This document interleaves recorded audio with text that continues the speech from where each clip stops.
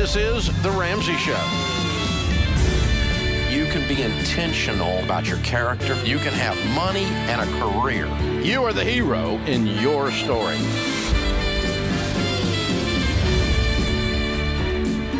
Live from the headquarters of Ramsey Solutions, broadcasting from the Dollar Car Rental Studios, it's The Ramsey Show, where debt is dumb, cash is king, and the paid-off home mortgage has taken the place of the BMW as the status symbol of choice. Ken Coleman, Ramsey personality, host of The Ken Coleman Show, is my co-host today as we talk about your life and your money. Open phones at 888-825-5225. That's 888-825-5225. Ken on the Ken Coleman Show talks about careers and jobs and getting in the position that you want every year, or that you want for the rest of your life, that is. Show. They said you talked about it on your... Percent of the workforce in America is looking to change jobs this year.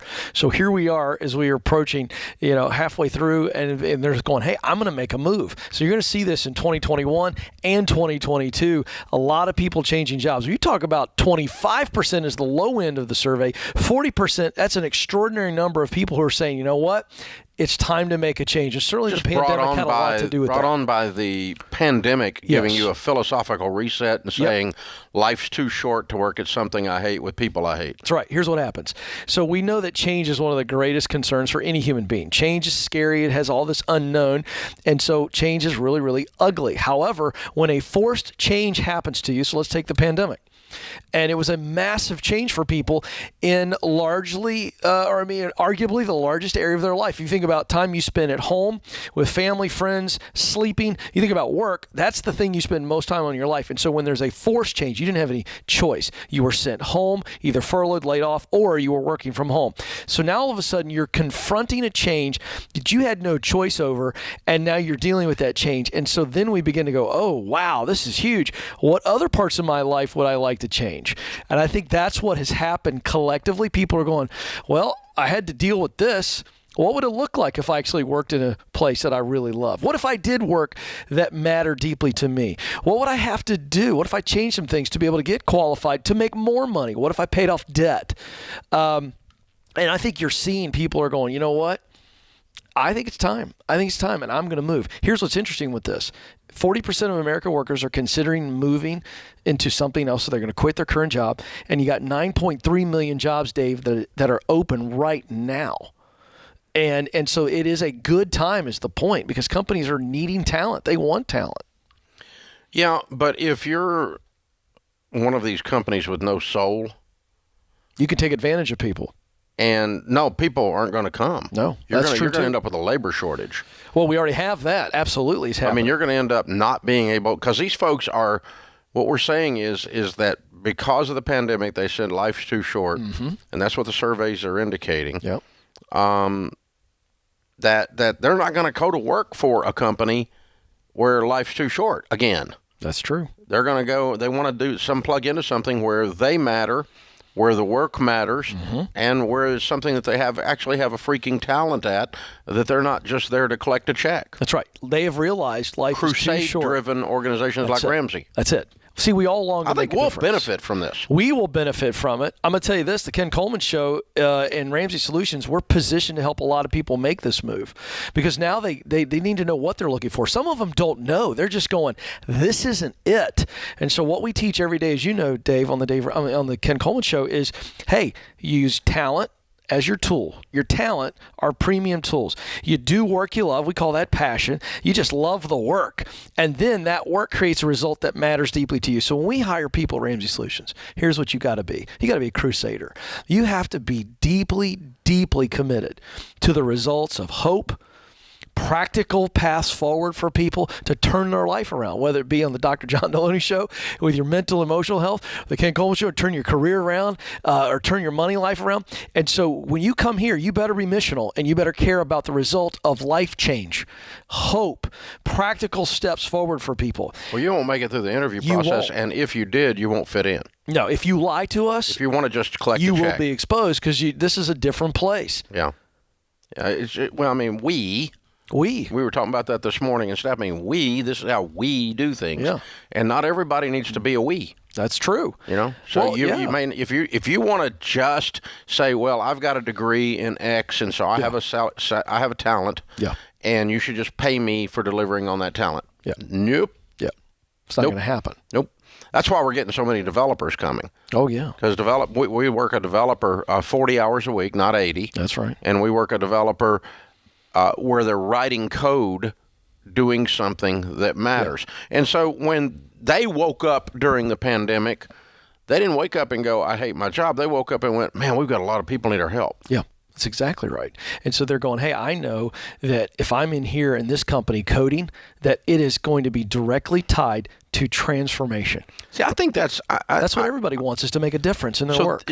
So the net result will be, for the economy overall, if this transition is accurate, if this survey is accurate, will be a huge increase in productivity. Yes. Because people will leave jobs in bad situations that they are not good at, that they're not passionate about, and go plug into something, A, that they're good at, and B, they're passionate about, in a better situation. Right. And they'll produce more. Way more. Which goods and services, which will help the economy overall. So really, if everyone followed the Ken Coleman rule and got in something where their talent and their passion was aligned with what they were doing every day, then the economy would boom even more. Productivity rises and durability increases. People stay longer. Tenure. People will stay in a place where they go, my work matters.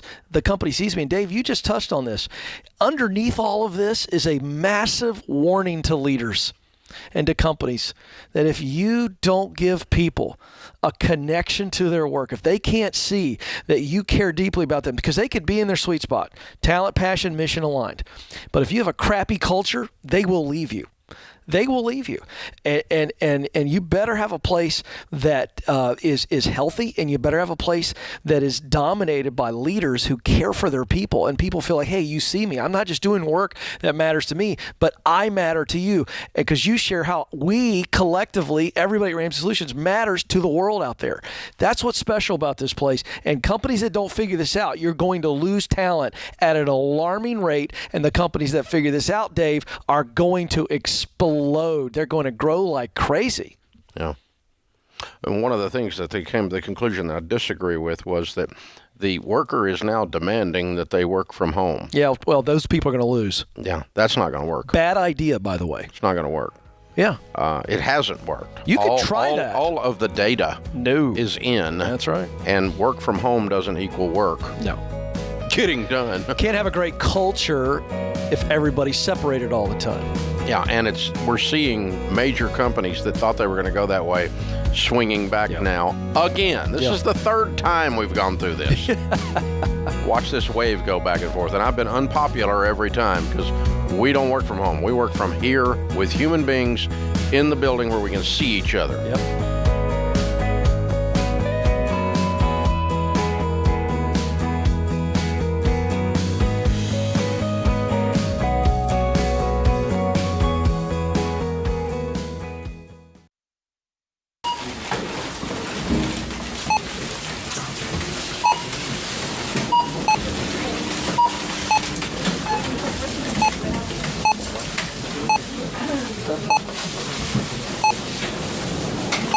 Still on baby step number 1, eh? How'd you guess? With healthcare costs rising, learn how Christian Healthcare Ministries can help you make the most out of your budget. Visit chministries.org/budget. Don't worry, it's worth it.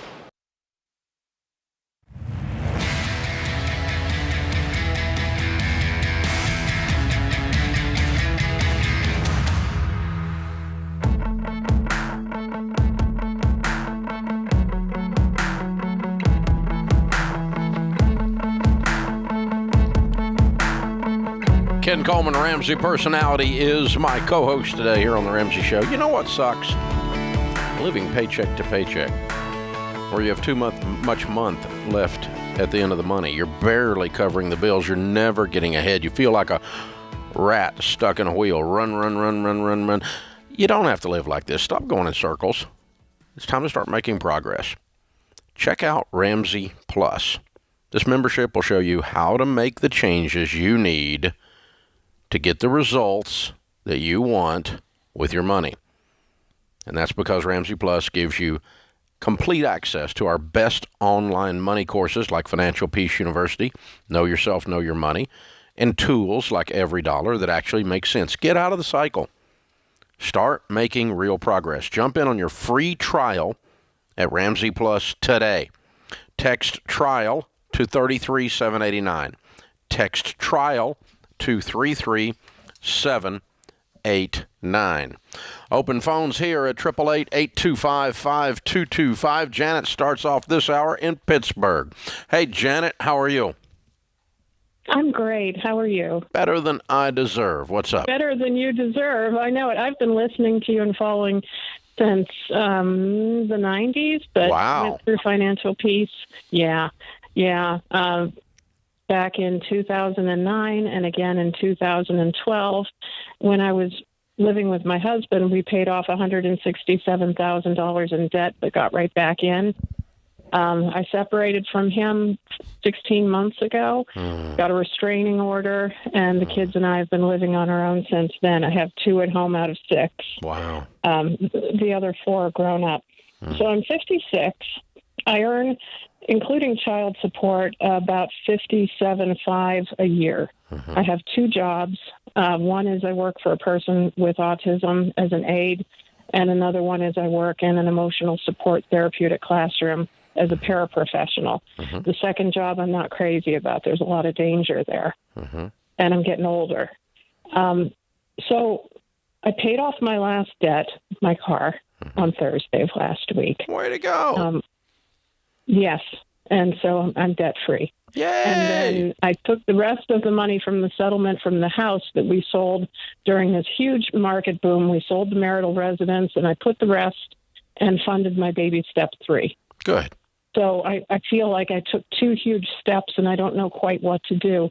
There's still some money left over. I'm putting it in a fund to save up for a down payment for a house. Perfect. I would like to move from Pittsburgh and move back home. Perfect. Or someplace where they have fantastic jobs like you guys do. Okay. Where you don't have to worry about a kid carrying a switchblade into school. I got you. You know? Well, that's pretty well anywhere these days, but yeah. Okay. So I'm done with funding college and all of that. That's, my daughter's probably going to go into the Air Force. We don't have to worry about that. My son that lives with me pays rent. And I'm trying to figure out, I have everything budgeted.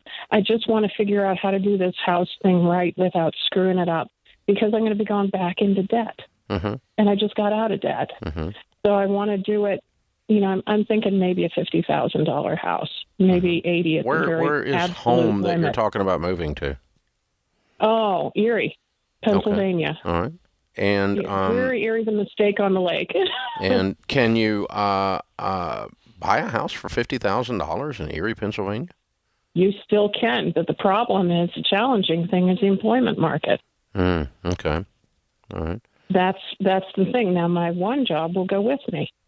But my other job, that's $23,000 worth of income that I have to replace. Really, with what I do, so that's not hard. Who is in Erie? Better than that.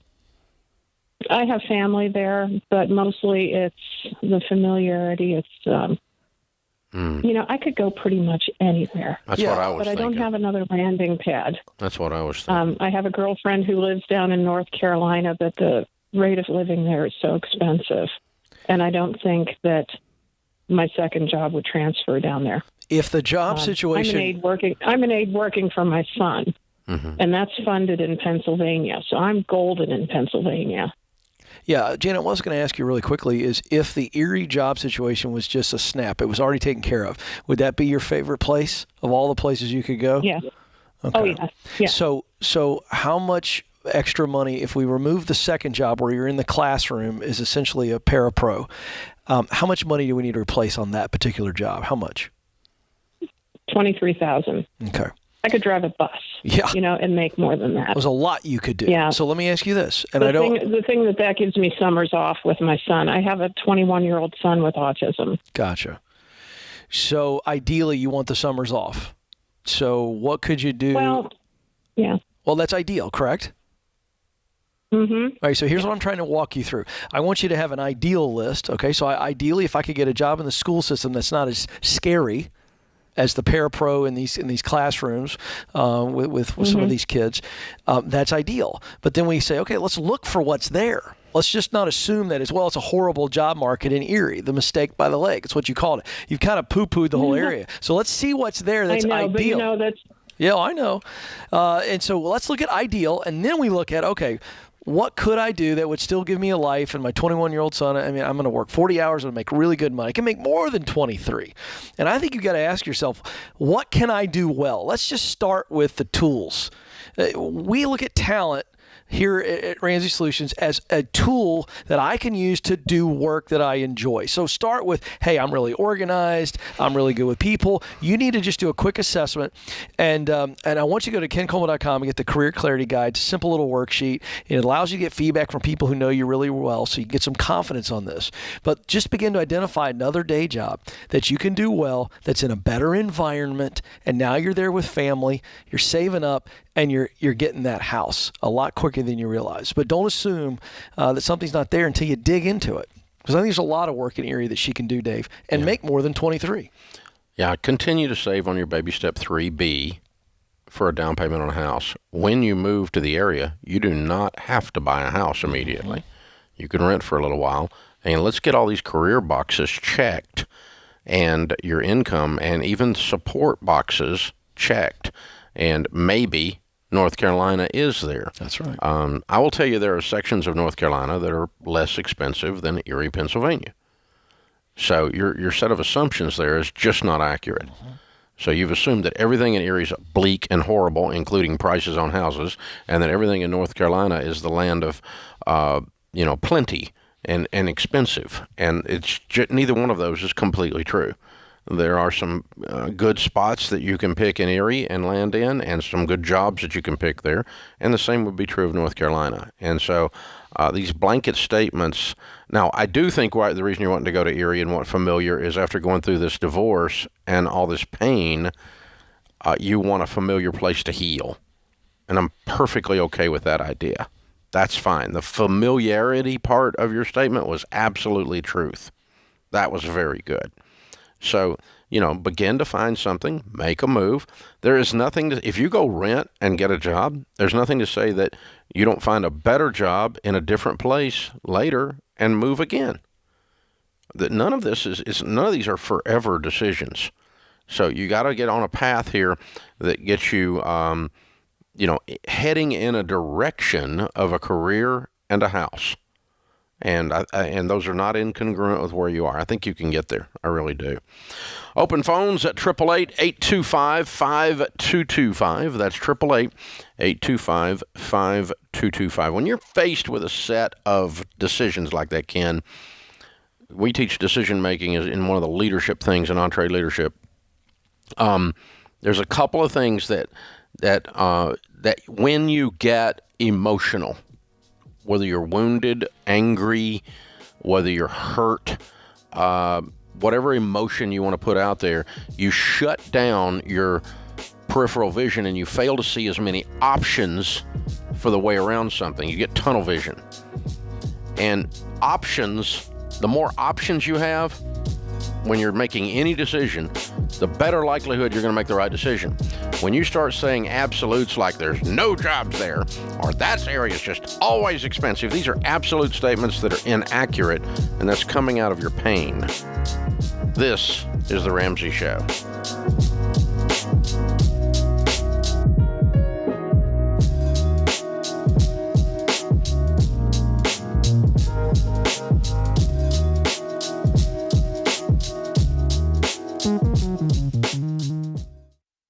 What makes our show unique is that we genuinely care about our listeners. We're intentional about choosing the best advertisers to recommend. Blinds.com is no exception. They offer high-quality window treatments at unbelievable prices, and they make it simple to shop blinds, shades, and interior shutters with easy online ordering, free shipping, and a guaranteed perfect fit. Go to Blinds.com and take advantage of this week's special savings.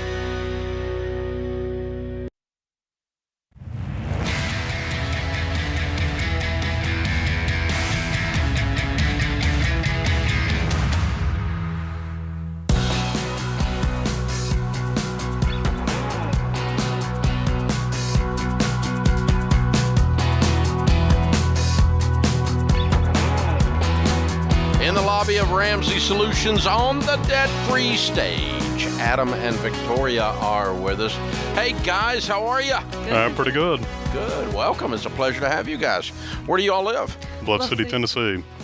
Bluff City, did you say? Yes. Okay, like Kingsport area, huh? Yeah. Yes. Okay, cool. Well, welcome to Nashville. Good to have you guys. And all the way over here to the other end of the state to do a debt-free scream. How much have you paid off? $67,000 in 15 months. $67,000, 15 months. And your range of income during that time? It's about $60,000 to $65,000. Cool. What do y'all do for a living? I'm a Subaru technician at a dealership. And I work in a deli. Okay. I thought maybe he did voiceover. I was going to say, man, you'd sound great on the radio. Thank you. It's got pipes, man. Got pipes. Most of my Subaru technicians don't have pipes like that. I'm just saying. Good, man. Way to go. What kind of debt was the $65,000? It was actually, let's just say half of it was student loans. And then there was a car that we basically got rid of. And then, credit cards and tool loans. And you did all of this in 15 months. What Yes, happened sir. to you guys 15 months ago? Lit you on fire like this? You got after it. Yeah, we did the financial peace program, and after that, my parents let us live debt free Rent-free? to be debt free. There you Sorry. go. Okay, cool. So you've been with them for a little while. Are you out yet? Well, we're actually living in one of their, the cabin. Oh, okay. And so it's just basically just Victoria and I. Oh, I see. So, trying to pay all the loans off, that was a feat. But now, since we basically become debt-free, we're saving up for a home. Good. Way to go, you guys. Thank you. Fun. What inspired you to take Financial Peace University? Her mother kind of convinced us to take the course. Oh. And she basically said, hey, we'll pay for the course if you go. If you don't go, then you owe me money. Ah. So, that's fair what we trade. did. So It's fair trade. You got to show up after I pay for it, huh? Yes, Yeah. yes. All right. How long y'all been married? A year and a half. Oh, wow. Okay. So that's the first order of business then after marriage. Boom. Yeah. Go to Financial Peace, get married, get out of debt, just like that. Yes. Boom. How old are you two? I'm 28, 29 next month. Oh. and I'll be 31 tomorrow. Yay. And right. no payments in the world. Now, whose student loans was it? It was all mine. All yours. Okay. And it was your mom, Victoria, that paid for the course. Yes. So she's straightening out her son-in-law here. Yes. I love it. That's great. I love a meddling mother-in-law. She's awesome. That's so fun. Good for her. And good for you guys for listening. I'm proud of you. That took a little bit of humility to do that. I'm proud of you there, Adam. That was very, very cool. And so you step in, say, we're going to get married. We're going to clean this mess up. And you just went wide open, huh? This is correct. Yeah. So what do you tell people the key to getting out of debt is? Well, it's just mostly, when you're given a opportunity such as what we were blessed with, a lot of people would not take advantage of that. They might actually try to, buy cars and all this other stuff. But, for us, we just had to buckle down. And the whole thing with, the beans and rice, with our budget, we had to get rid of the rice, and it kind of put a stress on our marriage for a little bit there. Just beans, huh? Oh, yeah. We won't ask any follow-up questions on I how don't that need to know caused stress. any more Yeah. about this. Yeah. Way too much information for me. Oh, fun, very fun. So when you started taking the class, what was maybe something that caught you off guard? You didn't expect that? Maybe something you never thought of? Or something so common sense you're like, how did I not see this? I think it's more of, the snowball, just learning how to actually go through the whole program. That was probably, I would say, the common sense part, but it really did not, register to me. But I know when we took the course, it's when you're looking at the big picture, not the small picture, it makes sense. It's like, hey, if I'm debt-free or we're debt-free, we pretty much just do anything we want. Yeah. We don't have anybody holding us back or anything like that. So Very cool. And that gave you the fire to go do it then. yes. Yeah. Good way to go, you guys. I'm so proud of y'all. Thank so you. proud of you. Who are your biggest cheerleaders? My whole family. Yeah, your family. I would have to say her. Okay. And her family. Yeah. All right. So it's kind of a financial peace thing, getting out of debt thing is kind of a family thing for your family. Yes. Okay. Very neat. Very neat. Wow. Excellent, excellent, excellent. Well done, you guys. So well done. I'm proud of you. Thank you. We got a copy of the book, The Legacy Journey, which is what your family has engaged in, changing their legacy. And you're part of that legacy, and now you're going to extend it on. And we're going to give you an extra copy of the book, The Total Money Makeover, to give to other friends. And maybe you can inspire them to get on the journey with you and get to going, and they can be where you are. How's it feel now that you're completely free? Good. Wonderful. Just like that. I love it. Oh, yeah. Very fun. Well, way to go, you guys. Congratulations. Adam and Victoria from the Kingsport, Tennessee area, Bluff City. Count it down. Let's hear a debt-free scream. 3, 2, 1. We're debt-free! Yeah! Very well done. Very well done. Mary is in McAllen, Texas. Hi, Mary. How can we help today? Hi, Dave. Thanks for taking my call. How are you? Better than I deserve. How can we help? Well, I just finished baby step 3. I'm going to go ahead and start on baby step 4 soon. I was able to incorporate baby step 6 into my baby step 3, so the house is paid as well. However, I'd like to open my own business, but it is pretty expensive. My 6-month savings would not cover it at all. How would I be able to get all the money I need without taking out a large loan and using the home as collateral? Let me tell you that the number one reason that 80% of the small businesses fail in the first 5 years, cash flow problems. You know what cash flow problems are created by? Not paying your taxes properly, and they come down around your head, and debt. Mm-hmm. So here's what you do. You don't open this business the way you're thinking of doing it. We have to figure out another way to get at this. What kind of business are you talking about? I'd like to open my own rock climbing gym. Okay. All right. And so that is a very high-risk endeavor. Mm-hmm. And I don't mean falling off the rock. I mean risk. I mean the business failing, high risk. 100% of rock climbing gyms do not succeed. As a matter of fact, a very small percentage of them succeed because people make the mistake of thinking, I install rock climbing and people will show up. A field of dreams. If I build it, they will come. And that is complete BS. It does not work that way. So what do you do for a living now? I'm an administrative assistant. Okay. Ken? Why the rock climbing? Tell me the why. Don't explain the whole business to me, but why did you think of that when you thought of a company? It's the only thing I ever really felt maybe passionate about, the only thing I ever enjoyed doing. I don't want to continue working for someone else. I want to work for myself. Great. And okay, so I do agree with that, and I want to help you do that. So you do climbing, you do climbs in nature now, not on a wall, right? I prefer indoor over outdoor. Mm-hmm. However, the fact of the matter is you like being outdoor, you like adventure sports, you probably like hiking. Is that true or false?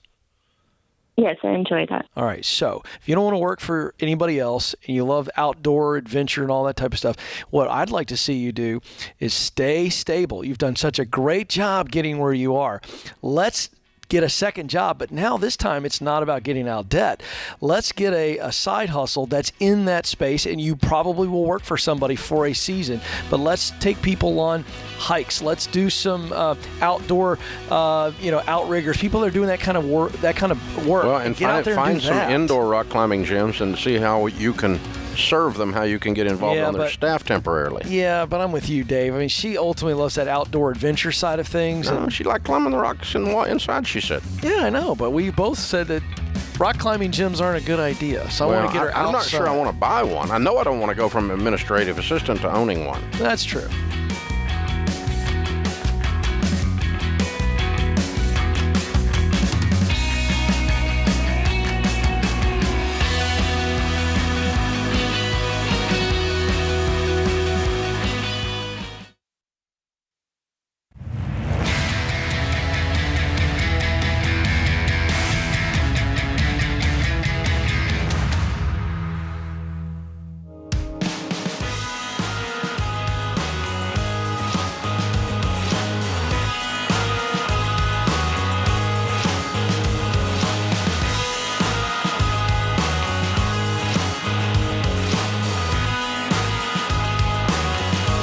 Ken Coleman, Ramsey Personality, is my co-host today. The open phones at 888-825-5225.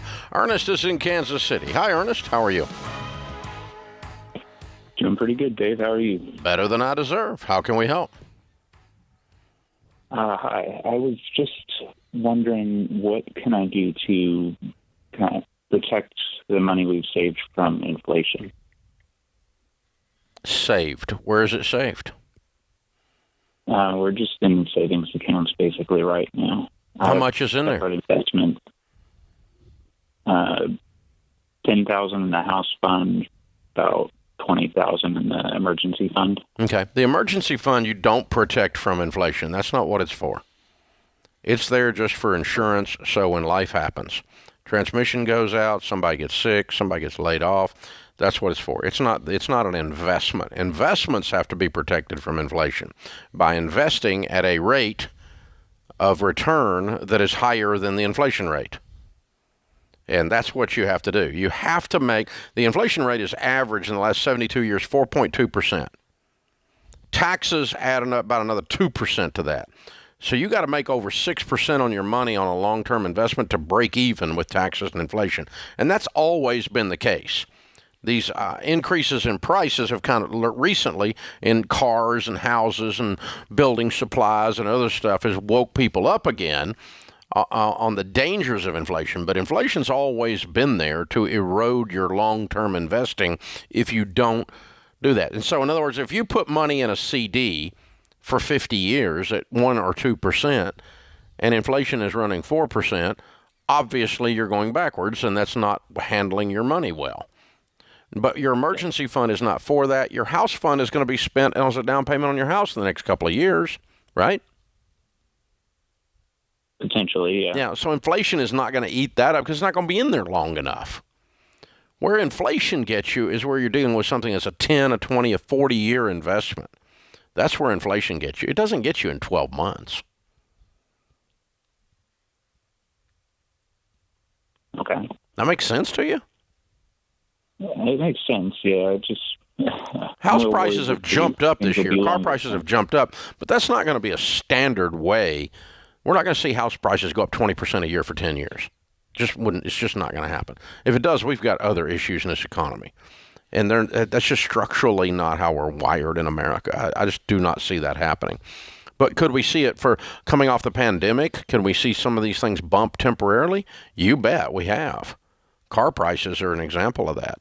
And it's more due to shortages than it is anything else. And once the supply-demand curves equal out, it's going to slow the rate of these price increases. It's not a bubble, and it's not going to burst, and it's not going to go backward 50% or something like that 5 years from now. That's not what it's going to do. But this driving demand, people sat at home and spent no money except on Amazon for a year. And when they came out of their cave, they all went and bought a stinking house, and they all went and bought a stinking car. By the way, the lumber factories weren't open making 2x4s, and the car factories weren't open making cars. So we have this tremendous shortage of supply because the factories weren't operating, because there were little COVIDs running around in the factories and nobody wanted to go in there. And so they were, scared to death, and so we shut the factories down. We suppressed the economy. And that, so there was a shortage of 2x4s, not because there's this spike of demand, but because they weren't making freaking 2x4s. There's a shortage of glue to make plywood. Why? Because there's a big run on plywood? No, because the glue factory wasn't open. Yeah. Okay? It's a simple thing. So it's going to smooth out because they're gearing up like crazy. There's a shortage on ammunition. You know why? Biden. You can't buy bullets. Okay? It's why. And you know what? We're having all kinds, those of us that are firearms aficionados right now, we're having to check our ammo because they're making ammo so freaking fast at these factories trying to catch up that a lot of it's coming out defective, which is dangerous as crud. You can blow your gun up in your hand with a bad piece of bullet in there. And so, just got an email on that this morning. Some friends of mine just bought some bad stuff and just about got killed with it. So, But the point is the factories are gearing up like crazy trying to catch up. And as they catch up, you see how that's working, Ken? It's going to smooth everything out. Well, I just want people to understand inflation can get really scary to people. And remember, the media exists to freak you out. Okay? That's what it is. They're all talking about it. Huh? Trust me, it's everywhere. Inflation in big, bold letters. Good. And if you listen close enough, Dave, you lean in, you can literally hear the headline going, bum, bum, bum. And we're freaking people out. Here's the deal. All right? This is a short-term inflationary spike. The other boogie monster died, so now we have to have a new boogie monster. The little COVID died, so now they got to have a new boogie monster. Let's see where we are next year as to whether or not this is true inflation hike versus just a short-term spike because of the whole supply-demand thing. This thing's going to even back out. I absolutely think that's true, and people need to relax a little bit. Sit tight, weather this spike in meat prices and all the things that are all having to do with the distribution system and everything kind of going offline. It's going to take a while.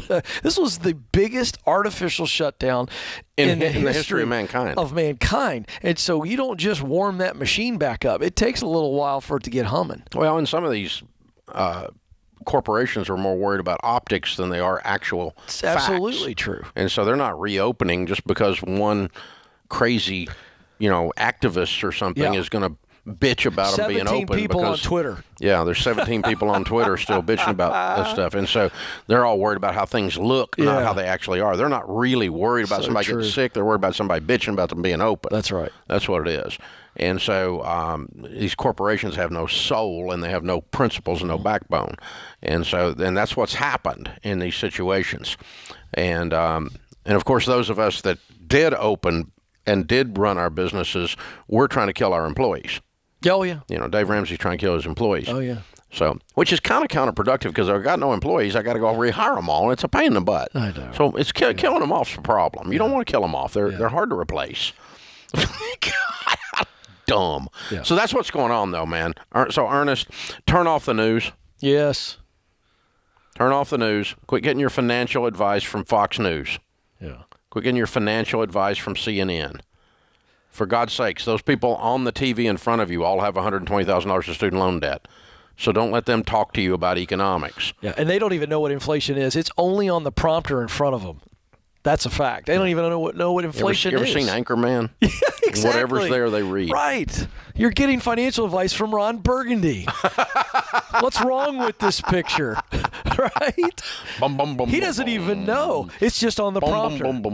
Yeah. And here's the scarier part. Dave, let's give him full behind the scenes. Not only is it Ron Burgundy reading something on a prompter, a 24 to 25-year-old producer typed it in there for him. Yeah. They don't understand economics. Or inflation. See, I'm old. I remember Jimmy Carter. Gas I remember lines. Real inflation. Right. That was real inflation. That was not a supply-demand curve thrown off by a pandemic. That's right. Economic suppression. That's a different thing. We had bad monetary policy over a decade. Yes. From the 70s up into the 80s, and we were jamming at 10 to 15% inflation rate per year for a decade there. Yeah. I remember this. What were interest rates at the height of that? Do you remember? That was the resulting thing that ended the Carter administration for sure. Yeah. We had, when I was 20, let's see, 1981, I was 21. I was selling real estate. Interest rates for a home were 17%. Goodness gracious. Fixed rate, 17%. And that was the end of it. And let me here's the interesting thing. 3 years earlier, they were 10. Yeah. Wow. When I got my license at 18 years old in September, I remember it went from 9 3/4 to 10 for the first time in modern history. We had 10% mortgage rates, and people were screaming, ready to jump out of windows. Oh, sure. That the world was coming to an end, and little did they know it was going from 10 to 17 in only about 36 months. Yeah, just crazy. Yeah, that's real inflation. Yeah. So you don't have to worry about it on the short term, brother. You just don't have to worry about it in the short term. It's long term where inflation will kill you. This is The Ramsey Show.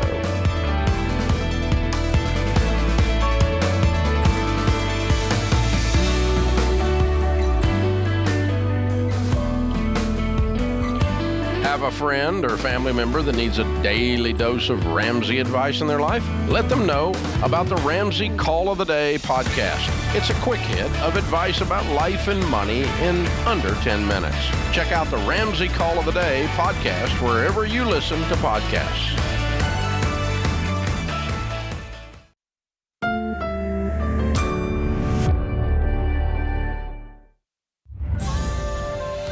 This is The Ramsey Show. You can be intentional about your character. You can have money and a career. You are the hero in your story.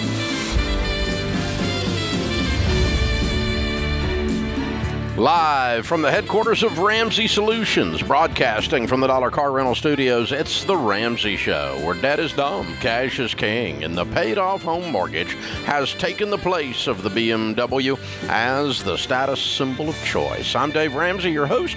Ken Coleman, Ramsey personality, host of The Ken Coleman Show, where he talks about careers, the path to your dream job. Yep, getting in something that you love and work that matters. He's here to answer questions about that, and will chime in with me as we talk to you about your life and your money. Open phones at 888-825-5225. Brandon is with us in Lexington, Kentucky, starting off this hour. Hi, Brandon. How are you? Doing great, Dave. How you doing today? Better than I deserve. What's up? Hey, excellent. Back at the end of February, I was in a car accident where the airbag was actually put in wrong. The airbag shot out the front of the car. The canister flew backwards. It took out my right eye, broke my neck. I have severe burns. It deglowed most of my face. Wow. But it was pretty traumatic. Yeah, I think. But, wow. How you doing? But, I'm getting better, every day. February, this is a little improvement. Yeah, you're still healing big time, aren't you? Yeah, I still got a lot of scars and scrapes and bruises. But in probably 10 months to a year, there will be a settlement where conservatively it's probably around $5 million after everything's taken care of, attorneys, all that. I've never had access to that kind of money, and I want to be... You're covering your phone. I'm not hearing you. Oh, I'm sorry. There'll be a I never have access to that kind of money was the last thing we heard. Okay, yeah, I've never had access to that kind of money. I want to do things the right way as far as taxes go. Take care of myself, my family, and I just wanted to see what the first steps need to be and where to go from there, if you had any advice. Oh, my. Well, I'm so sorry. What a horrible thing to go through.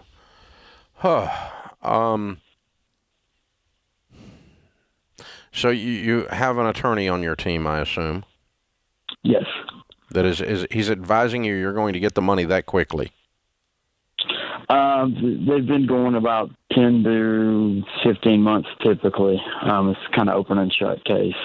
Yeah, I would think that. But, yeah. Wow. Okay. And how old are you? I'll be 38 in about a week and a half. What do you do for a living? I've been in the restaurant industry, serving, bartending. Okay. All right. The most recent. You said family. Are you married and kids? Married, and I have two wonderful stepdaughters. Okay. That are 11 and 14. Okay. Well, what you've been through is very traumatic and very dramatic. And so it's going to, and it's been, I can't speak to it as much as you can, Brandon, but I mean, if I get a hangnail, I cry. So I can't even imagine with the pain and all the things you've been through, and then the permanent loss of one eye. So, you've got some emotional and physical healing to do from all of that. It's not a good time to be making really big decisions, like, woohoo, I hit the lotto kind of decisions. And so I can tell you how to do it over the course of a long period of time. And then you've got to implement it. So here's a whole bunch of things I'm going to throw at you, and then I want Ken to speak to your career thing. Number one, I want you, as soon as you're able, emotionally and physically, to develop a career track. I want you to develop a career track where you don't need this money. Sure. And if you don't need this money, then it's going to work really, really, really hard for you. and you're going to be in a position of unbelievable wealth at the end of this story as a result of only $5 million. Because it can, let me give you an example. Okay, you're 38. If you just never touched it and invested it, and that's not what I'm going to suggest, by the way, but if that's all you did, and you put it in a mutual fund, series of mutual funds, and it made 10%, it would double about every 7 years. So that means when you're 45, it's 10. When you're 52, it's 20. When you're 60, it's $40 million. That's how important it is that you don't go through this money and blow it all. Now, we're not going to do that exact plan, but you're going to put in place something that gets the advantage of that kind of thing. Because to me, a 65-year-old with 40 or 60 million feels a lot more exciting than a 38-year-old with 5 million. And I hope it does to you. That's where you're going. Absolutely. If you'll go get, if you don't, treat this like emotionally like, woohoo, I hit the lottery. I know you didn't hit the lottery. I understand that you've been through a lot of pain, and I'm not diminishing that part of it. But you see what I'm saying? You don't blow this, which is why you're calling, so thank you. So here's what we're going to do.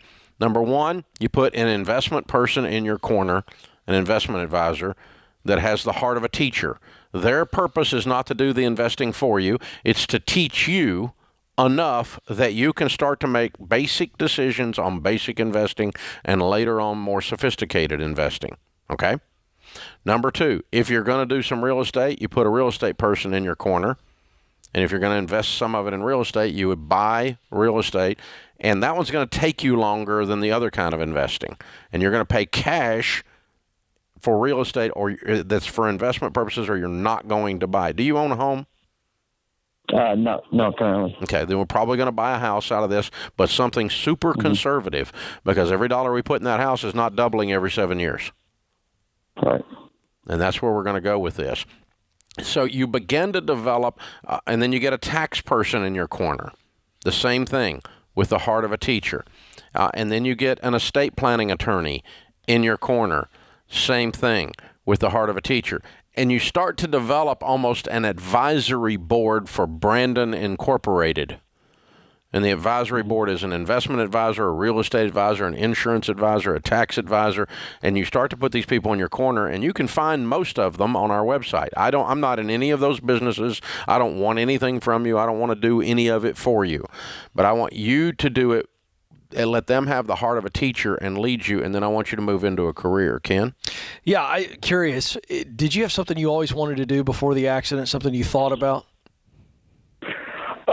Honestly, no. I don't. All right, I've been thinking about that. I want to do something. I just don't know what I'm going to be capable of doing after all this is said and done. Yeah, that's my first thing. Is you need to find out from your doctor what, if any, physical limitations you'll actually have, because you're still in the healing process. So I'd start with physical limitations, and then I'd begin to look to the heart and answer this question. Who are the people you most want to help? What are the problem they have, or maybe a desire that they have that you would like to be a part of that solution? When you can answer those basic questions right there, you'll begin to see, hey, this is how I want to contribute. So don't think about work anymore as just work. Think about it as, how am I going to contribute? And begin that process. Go to kencoleman.com, download the Career Clarity Guide, and go through that worksheet by yourself, then with some trusted people who know you really well.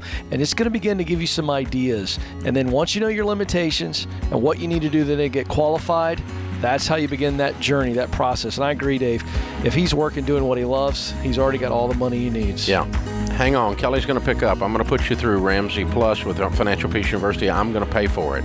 We don't need anything from you. We just want to help you, sir. You call back as you're working through this, and I'll help you with it and advise you as you go along. Hey folks, I got a great option to help you pay for your education. The Army National Guard. The Army National Guard believes you are the next greatest generation because you have proven that even in adversity, that you have what it takes to succeed. That's why they offer benefits like tuition assistance, career training, and a paycheck to help you avoid debt. No matter what your goals are, the Army National Guard can help you get there. Visit nationalguard.com to find out more.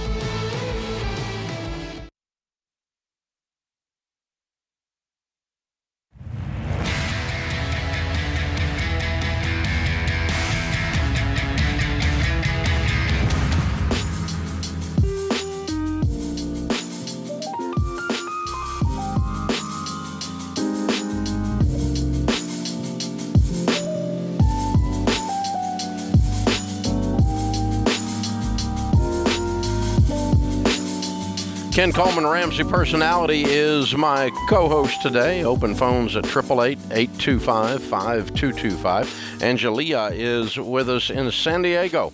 Hey, Angelia, how are you?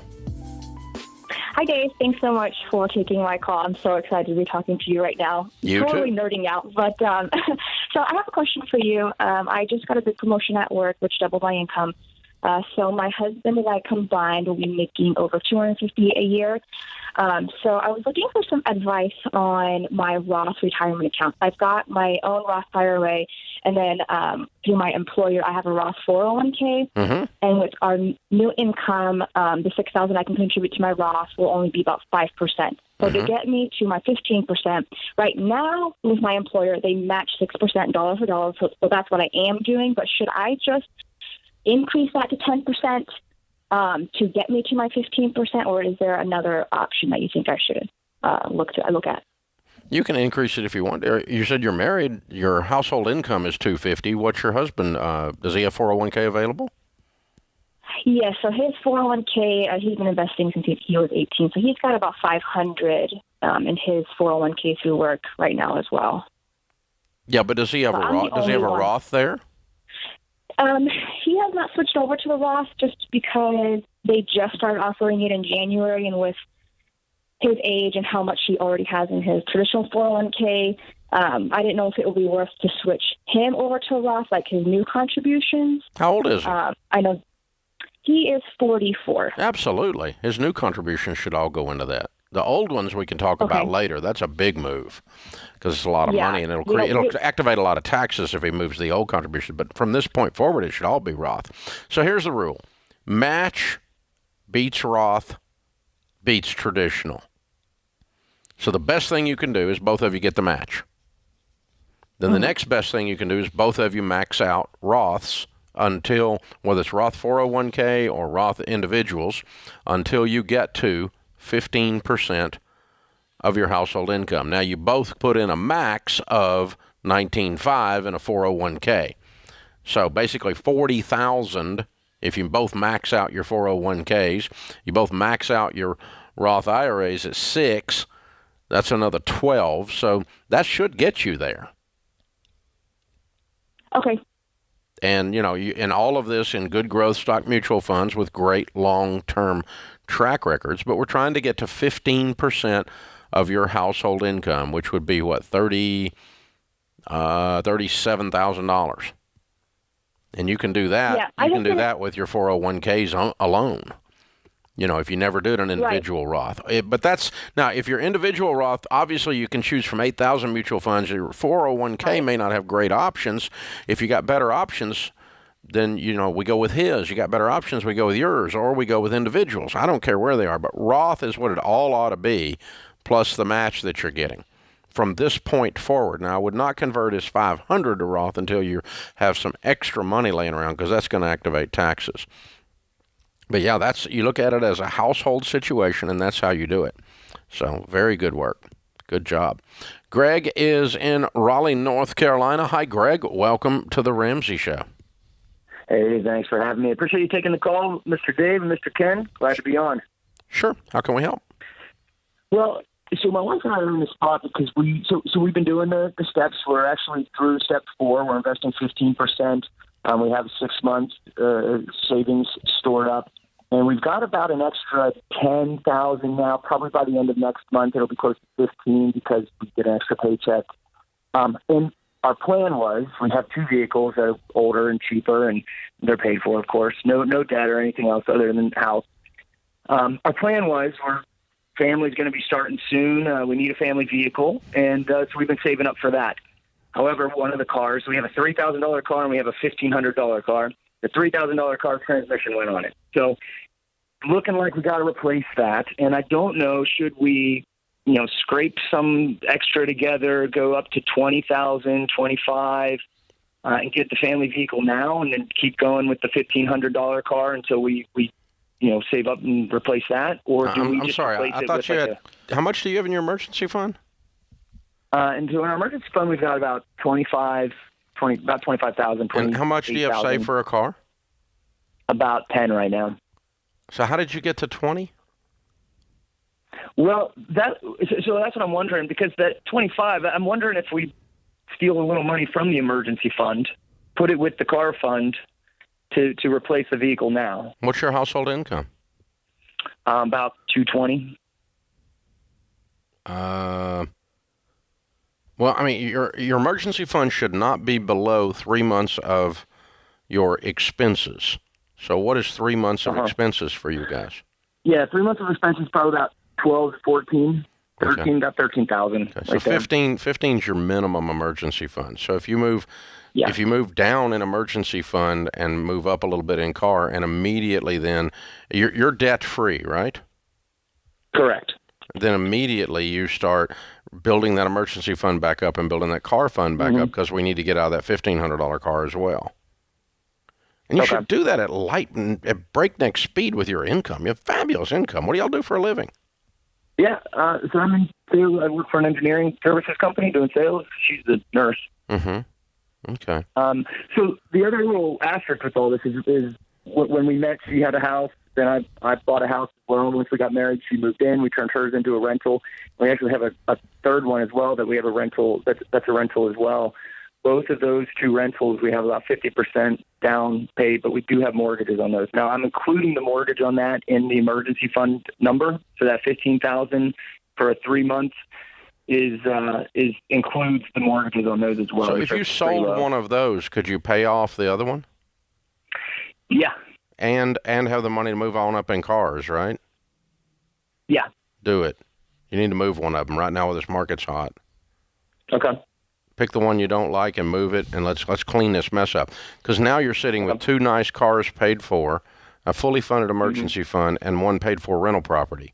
I'd rather be there than where you are. Okay. That's a good point. Okay. Thanks for the call, brother. Perfect. Appreciate you joining us. So, Ken, when you've got a career that's cooking like that, it gives you lots of options. Yeah. Yeah. When you have an opportunity to get promoted and move yourself up the ladder and keep financing the baby steps, and then when you have a situation like the cars, you can go do that, get right back into the emergency fund. That is why the great job is the big shovel. It's a game changer. Riley is in Utah. Hey, Riley, how can we help?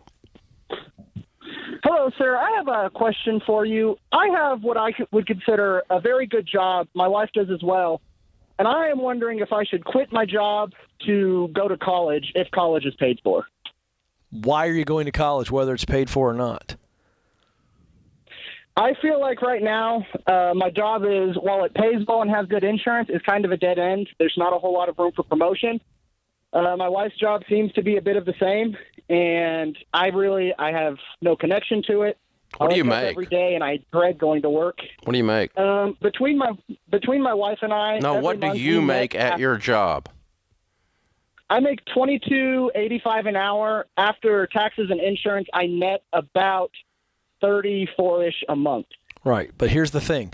If you don't know why you're going to college other than I have a dead-end job, that's still not good enough reason to go to college. You've got to have a reason. Are you going to college to get a specific degree that will then qualify you to do work that you're deeply passionate about? Or you just think, well, if I go to college, I could upgrade my life. So I love automotive. I went to a 2-year technical program for it before I joined the military. And now that I'm out of the military, I really miss it. But I don't want to turn wrenches my whole career. So I've looked into it, and if I get a degree in it, and I've already been accepted into a program, should I choose to go, then I can go into more of the management of the manufacturing of diesel and automotive technology. All right, so in that situation, you said it's paid for. So if college is paid for, and it's the only way or the best way to get you to that management job in automotive, absolutely do it. But you got to make sure that you can afford to do it, not just afford the college. Got to get a budget together and make sure that we are living while we're getting educated.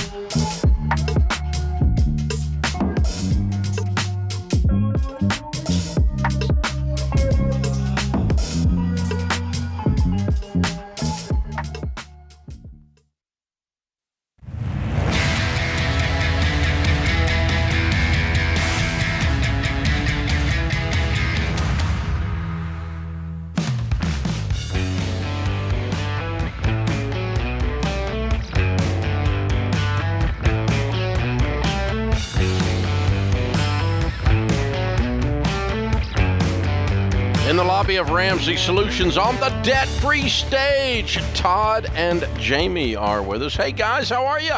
We're great, Dave. How are you? Better than we deserve. Welcome. It's good to have you guys. Where do y'all live? Fort Wayne, Indiana. Indiana. Oh, fun. Very cool. Welcome to Nashville. How much debt have you guys paid off?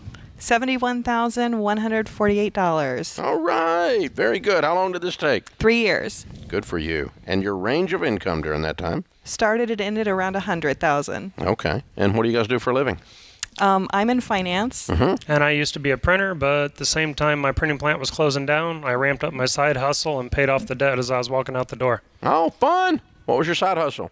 Comic book shop. Okay. Is that what you're doing full time now? Yep. All right. Look at you. Well done. Man, that's fun. What kind of debt was the $71,000? Our mortgage. Oh, you paid off your house. Yeah. We're looking at weird people. How old are you two? I'm 45. I'm 47. Awesome. What's the house worth? 230. Somewhere probably. around Yeah, I love it. Oh, way to go, you two. Yeah. Thank you. Very, very well done. How's it feel to not have a payment in the world? Amazing. Yeah. Excellent. So, now that's sweet. I mean, you walk out from the printing job and pay the last payment on the house. Right. Well, I paid it down, so she actually had to go through the drive-thru to make the last payment herself. That way. I wanted to go inside, but, COVID, I had to go through the drive-thru. That's so it's so kind fun. of anticlimactic. Yeah. Yeah, I remember a cartoon years ago. Drive-thrus are at banks are where cars go to see their real owners. But yeah. Yes. You guys, that's so fun. So what inspired all this? What started this all 3 years ago? Well, like Todd said, he works in printing, and we knew it was going to end eventually. The whole book paper industry is just going away. So we kind of prepared ourselves for this moment. His plant actually closed on the 23rd of December, and we made the last house payment on the 28th, 5 days later. So we just, we knew it was coming. We wanted to be prepared, and we didn't want to have to worry about, finding another income if we needed to. We could just relax and breathe. Yeah. Wow. So when you decide to finally attack the house, what was a big sacrifice? What was something big that you guys decided, okay, this is going to kickstart this, or something maybe that you didn't want to do, but you knew you had to do? I mean, we cut back on, just your basics, going out to eat and stuff like that. But I was working pretty much a 12-hour shift, and I was working a comic book shop on the side. So it was kind of like time and family a little bit. Were you working for somebody else in the comic book business, or was it yours? No, I do it So you myself. started I was a yours. collector for probably 30 years solid without selling anything I've collected. Wow. So then I branched off and just started doing it myself. Okay. Started selling. So you're doing a lot of it online then? No, I don't do anything online. Oh, you don't do anything on it? It's all, Not yet. You built a physical location that people come to trade. It's inside of an antique shop, and I'm all the way in the back, and I've got like 20,000 comics in the very back of it. And I run it out of an antique shop. Oh, wow. That's amazing. So then my overhead's low, and then I don't, have all the bills. And wow. So what is the most expensive comic book you've ever sold? I've probably sold $7,000-8,000 comics, but there's some worth a lot more. Yeah. Oh, I know they're out there. Oh, but I'm just saying, out of your collection, you sold one for $7,000 or $8,000. Yeah. What would be something that would go for that? It was a Star Wars #1, 35-cent cover. Okay. I sold that years ago. Oh my gosh. I get that's astounding. That's fun. That is very fun. Well, he turned his hobby, his passion into There money. it is. There it is. That's how you do it. Just like a Ken Coleman thing or something. I've said it a few times. Yeah. Do work you love. Oh, yeah, exactly. Yeah. And so is it just you still? Just employing yourself? Well, the antique shop manages the stuff when I'm not there. Okay. So that gives me the opportunity to go hunt down comics and have a good time. Good for you. Yeah. Okay. Fun. Well, way to go, guys. What's this house worth? About $230,000. That's good. Yeah. That's very good. And how'd you guys get roped in with us? I was listening for years, and she mentioned it one day, hey, Dave Ramsey, and then she got on board, and I just followed her down I was like, okay, let's do this. Game on. Game on. All right. Just like that. Let's knock this last $71,000 out. Yep. 3 years later, ding, ding, house is paid for just in time for the print shop to close. Yes. Odd timing. Yes. Interesting. Yeah, that's interesting. Wow. Good job, you guys. What advice do you have to somebody who wants to do this? They want to get out of debt. What should they do? Oh, just like keep your eye on the prize, the end goal. I mean, it just feels amazing to go to sleep at night, lay your head down, and, you don't have to worry about anything. It's just that end goal. And, just be honest with yourself and your partner, and, this is something that's worth doing, and just pushing through, and the sacrifice is so worth it. I mean, if you really think about it, it's just a small amount of time that you're sacrificing, and you've got the rest of your life to just, live like no one else. Yeah, that's good. Mm-hmm. Pay a price to win. Live like no one else. Later you can live and give like no one else. Mm-hmm. Yep. That's so fun. Very cool. Very cool. So you're still actively adding to the inventory? You said you're still out hunting stuff, right? Oh, yeah. So we've been all over Nashville. No, you've been all over Nashville. We've been all over Nashville hunting inventory, so we're having a fun time. Yeah. That's cool. Where do you find your best stuff? It depends. I mean, estates. I usually buy full collections, so I mean, I typically go that route. That's a good, that way. That sounds like you're right. Fun. And you brought your daughter with you? Yep. All right. How old is she? She is 18. All right. Way to go. And an 18-year-old is named? Casey. Casey. Welcome, Casey. Good to have you. Very, very cool. All right. We've got a copy of the Legacy Journey for you because you've changed your whole legacy. Way to go. That's very fun. And an extra copy of the Total Money Makeover for you to give away to someone, inspire them to do what you guys have done. It's worth it, isn't it? Yes. How's it feel to not have a payment in the world? Awesome. Oh, just breathe easy. I'm telling you. Peace. Yes, I love it. All right, Todd, Jamie, and Casey, Fort Wayne, Indiana, $71,000 paid off in 3 years, making $100 a year. Count it down. Let's hear a debt-free scream. 3, 2, 1. We're debt-free!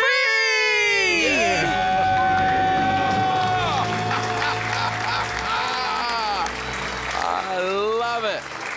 That is how it's done, ladies and gentlemen. That's how it's done.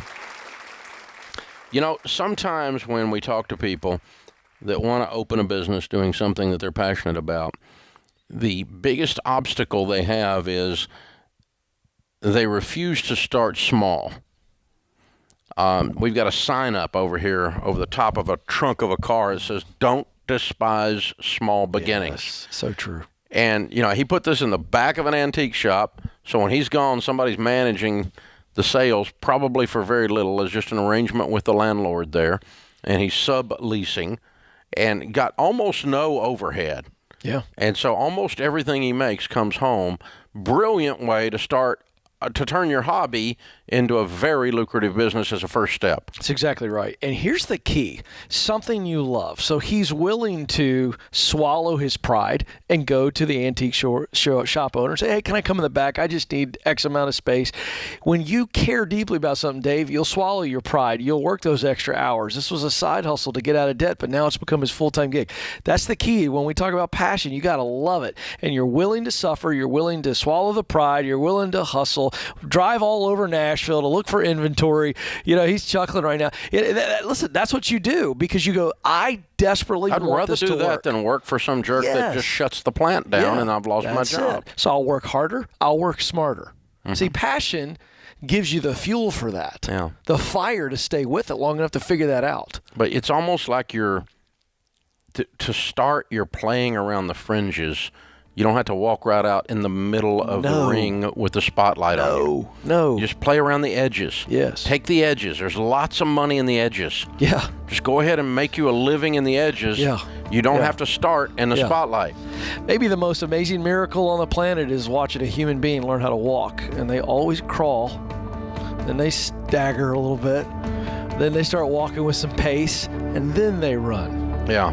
And Not the other way around. Yeah, we got a toddler running around right now. Oh, my gosh. Once they take off, they go. That's it. Oh, my gosh.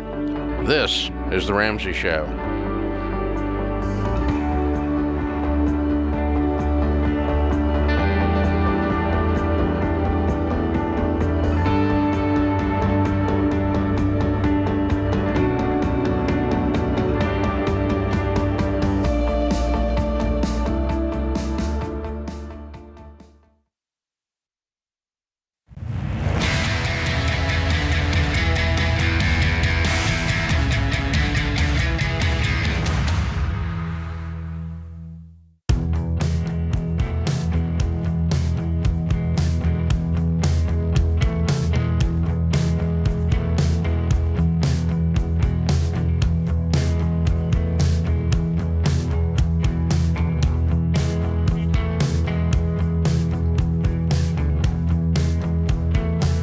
Ken Coleman, Ramsey Personality, is my co-host today.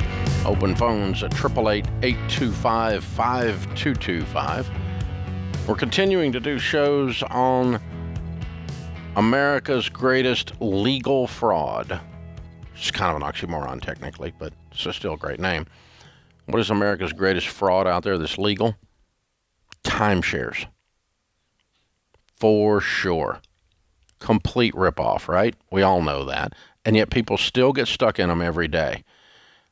And so if you have been burned by a timeshare, or you've had a horrible story with a timeshare, or you have just gone to one of those ridiculous sales presentations, kind of like getting stuck in a prisoner camp. You know, kind of like getting stuck in something a tiger cage, and you can't get out. And you want to tell your story. We want to hear from you. We want to give you a place for your voice to be heard, because real people are who's been getting screwed by these people. So if you've got a timeshare story, email us at daveonair@ramseysolutions.com. daveonair@ramseysolutions.com. Just put timeshare ripoff story or whatever in the subject line. Kelly will get back with you. We're not going to tell you what to say, but we'll give you access to a microphone and a radio show where we can tell people what's really going on in that business. Well, Dave, I don't like you talking nasty about timeshares. I sell timeshares. You shouldn't do that. You should get a good job. Your job sucks, and your job is to rip people off. You should stop doing that. I'm sorry if you don't like it. If you work for a payday lender, you should get a different job. Your job sucks. Your job is to rip people off. You shouldn't do that. Why is this hard? I mean, this is an ethics problem because it's an immoral operation because of the way the customer is treated and the way they stick it to you. And so if you've had dealings with Westgate or Diamond or Wyndham, or you've had dealings with Marriott, or you've had dealings with any of these folks where you're dealing with timeshare, the blue-green folks, oh, God help you if you got in that one. And just email us at daveonair@ramseysolutions.com. We are going to continue to expose America's greatest legal fraud. And oh boy, have we got some cool information about what's going on behind the scenes with some of these people and these companies. You are going to love the next show. They're not, but you folks are. All right, Edgar is with us in Fresno, California. Hi, Edgar. Welcome to the Ramsey Show. What's up? Hey, how you doing? Good. I have a question. So this is my first time trying to buy a home. And I'm 32, and I don't have no debt. And you dropped the phone. I'm 32, and I don't have debt was the last thing we heard. What happened? Yeah, you're having all kinds of trouble here with your phone. Try one more time. Sorry. I said I've been trying to buy a home for a year. Yeah. And the issue is not the prices, but I didn't have any credit because everything I've owned, I paid cash for. Good for you. So now the issue is I've been trying, like I said, we've been looking at homes. I know the house market's crazy. And we fell in love with a house on the acre. And I'm debating, what should we do? Should we buy a house already built? Yes. Or should we try to go buy a home and build a modular home on the land? You should buy an existing property. And if you're having trouble getting a loan with no credit, if you have a good tax return showing that you're making money, you can do that. It's called manual underwriting. You have to find a mortgage company that does that. Churchill Mortgage does that. They're one of the ones that does that. And here's the thing, Edgar. Modular means a lot of different things. Yeah. There are some home builders that are building with components of the home rolled in on a truck and stood up and tacked together, like a wall system or a truss system or something like that that's pre-built. That's technically speaking a modular home. The trick is sometimes modular home is code for double wide. Yes. And if it's code for double wide, you do not want to buy that. That's going to go down in value. 100% of the time, double wides go down in value. Sometimes the land under them goes up in value faster than the double wide goes down, and you make the mistake of thinking the trailer actually went up. It didn't go up. It went down in value. So if you can tell, if the consumer, the next buyer, can walk up to the house and tell that it came on wheels or that it came in sections because of the construction technique notifies the buyer that it is modular, then you are not going to get the appreciation, and you may likely get depreciation, loss in value on the property. Do not buy that. And if you need help with manual underwriting, just get in touch with Churchill Mortgage. They can help you. It's a very good point that you point out, because there are some companies that are really coming into the marketplace that are building nice stuff, and they're just building them in a giant warehouse in pieces with real carpenters. So it's real wood. It's just they're building it there, and then they're bringing it out. Then they put it together, and that's a house. That, even though it's prefab, whatever you want to call it, or modular, it just means the way they're putting it together. But that's a very good point. Those are very affordable, and they're pretty well built, and you got yourself a real house. In some cases, those wall systems are better than a stick really built. Nice, because they're built in a giant warehouse. In a factory. Yes, sir. So that is a very key distinction there. And those, to me, I think that's, if I'm going modular, I'm going that route. Yeah, but that's not what he's talking about. No, he's not. He's talking about double wide. That's right. And trailers are basically cars you sleep in. They go down in value. Yeah. That's what it amounts to, down in value. Stay away from them. And Churchill can help you. And you know what? The interesting thing, Ken, we're finding is that real estate agents around America are lining up to work with Churchill. The best real estate agents in America are lining up to work with Churchill because of the service they're providing. And especially Dave Ramsey listeners are having their agents work with Churchill because Churchill can do manual underwriting. They can get them the loan when they haven't had all the credit lined up. And they've stayed out of debt like he's done. He's been Mr. Cash off the grid guy. Now, you have to, of course, have a tax return. You have to be able to prove that you make an income. But that's, back in the day, we used to, and Churchill does this, and again, they work with the best real estate agents in the nation for this reason. And so all you real estate agents out there, you need to remember them, by the way. But the best ones work with them. In the 1978, I get my real estate license, right? 1,000 years ago, there were no pre-approved mortgages. There wasn't none of this stuff where you just walked in with a number and they gave you a loan. Ooh, a monkey can make that loan, right? And so we had to actually mortgage people actually did underwriting. That's where the word comes from. They did the research on the individual to make sure they could pay their bills, and we had to have them sign a VOD so we could send to their bank a verification of deposit, a verification of employment, a VOE. That was mailed snail mail in those days to your employer, and they would send back verifying how much you make and that you work here and verifying that.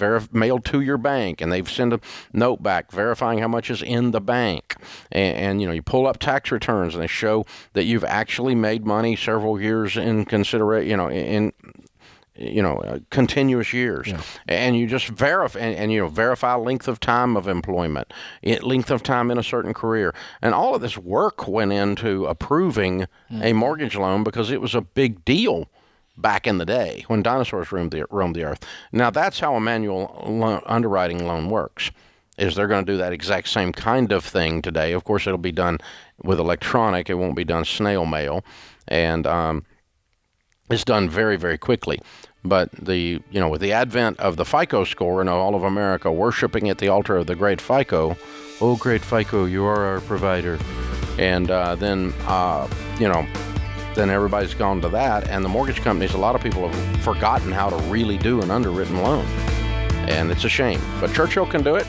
And that's, again, why one of the many reasons the best real estate agents in the nation work with them. So if you're a high-quality real estate agent, you ought to check them out. This is The Ramsey Show.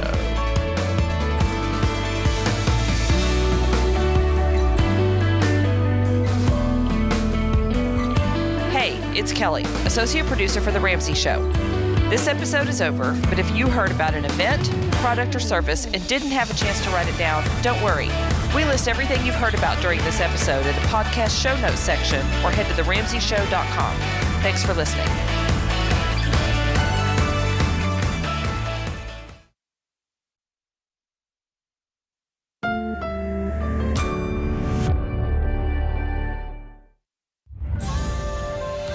This is The Ramsey Show.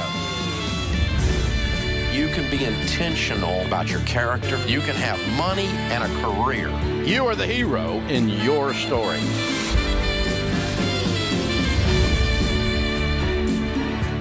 Live from the headquarters of Ramsey Solutions, broadcasting from the Dollar Car Rental Studios, it's The Ramsey Show, where debt is dumb, cash is king, and the paid-off home mortgage has taken the place of the BMW as the status symbol of choice. I'm Dave Ramsey, your host. Ken Coleman, Ramsey Personality, is my co-host today. You jump in, we'll talk about your life and your money. It is a free call at 888-825-5225. Kyle is with us in Charlotte, North Carolina. Hey, Kyle, how are you? Hey, I'm good. How are y'all? Better than we deserve, sir. How can we help? All right, so I have a couple of questions. I have a house that my parents built, and then when they split up, me and my brother stayed in the house. The house has been put into my name. Mama says just for tax purposes. So I want to sell the house while the market is good, but she don't really want me to. So I don't want to do that. But I'm also wanting to start a business flipping houses. Now is probably not the best time to do that. But I do have a line of credit against the house because the house is paid off. So starting a business flipping houses is very expensive. So a couple of questions. Should I move out of the house and start my own? I'm 30 years old. Start my own life without that. And is it okay to use the HELOC against the house to start flipping houses since it is such an expensive business to get started in? Okay, there's a lot going on here. Yeah, there is. The first thing is, it sounds like morally it's not your house. Did she give it to you, or did she just deed it to you for her? She deeded it to me for her. Then deed it back to her. For now, she says that eventually. I don't care. Deed it back to her. Deed it back to her. You've got all the liability and all the problems, and none of the benefits. Right. Just quit claiming, deed it right back to her, and let her have her own house, and then you go about your business and go about your life. Which means you don't have any money, right? Right. And you don't have any way to borrow a home equity loan on a house you don't own, right? Correct. Yeah, which you don't need to be leveraging that house, especially if it's, you don't need to be leveraging it, period, but you especially don't want to do it if it's really not yours morally, because morally it's her house. That's what we're saying, right? Yeah. Okay, so we clean that part up. Now let's go back to the other part about flipping houses. This is what I did. I used to buy foreclosure real estate in my 20s, and I would borrow the money to do it, and I would flip the house and make a profit, and I would borrow the money to buy rental properties as well, and in some cases hold them. Sometimes it took a lot longer to flip than I thought. And I've done in excess of 2,000 real estate deals in my life. So I've actually done for a living what you're talking about doing. So this is not some theory. I actually did it. Right. And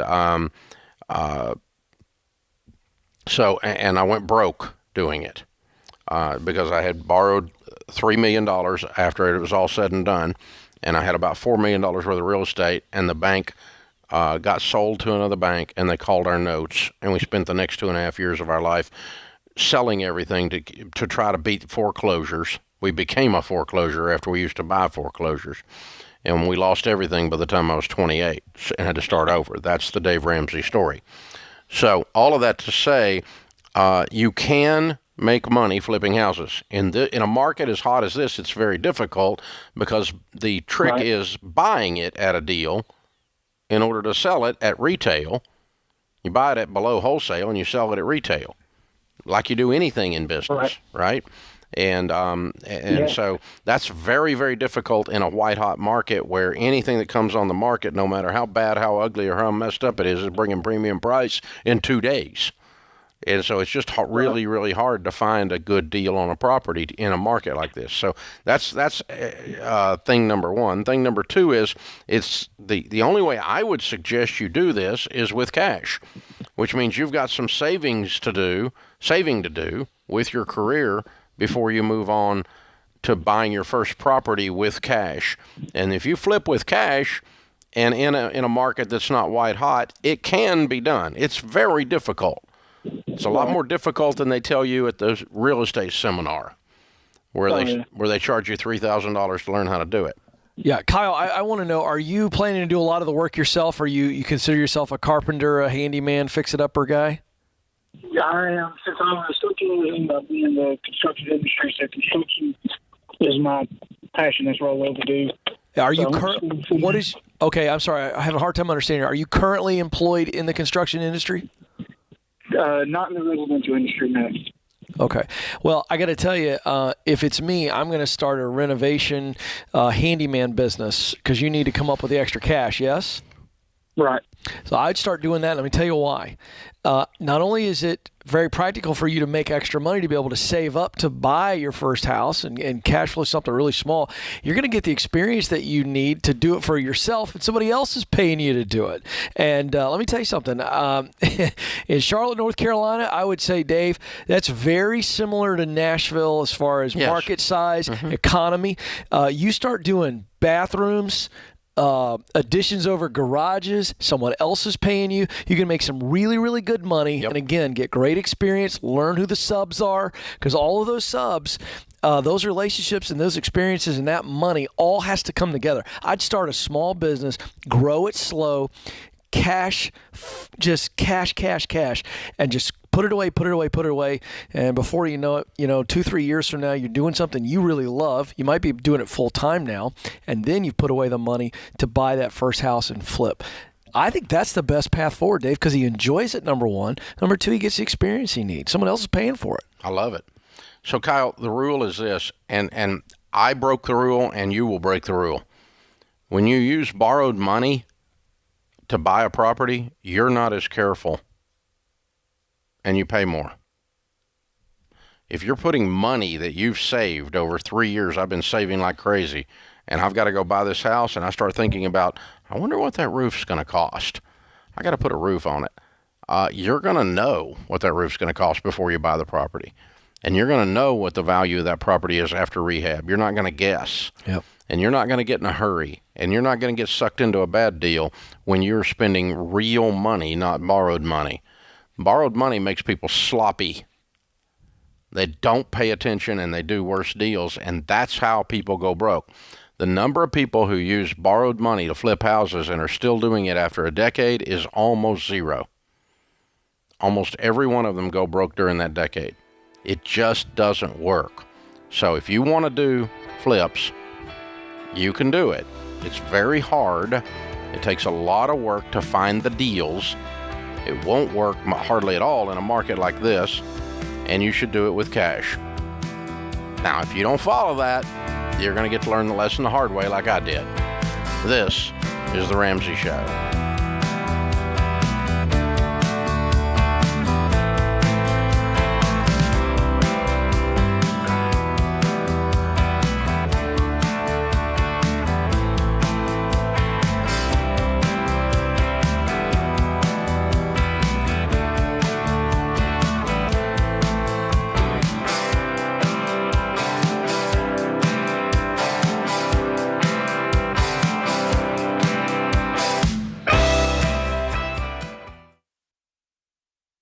Stop paying your overpriced wireless provider and switch to Pure Talk. They use the same network as the larger providers for much less. For just $30 a month, get unlimited talk, text, and 6 gigs of data with no contract. The average family saves over $70 a month by switching to Pure Talk. Just go to puretalk.com and enter the promo code Ramsey to save 50% off your first month. Pure Talk, simply smarter wireless.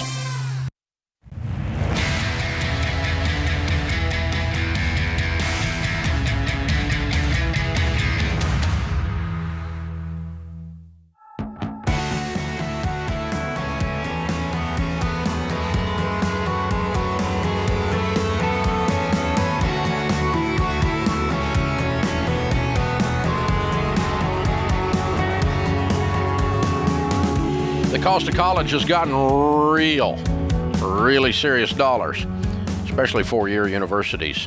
You need a plan for college. Scholarships and financial aid are a good plan. They'll get you there. They're a bonus.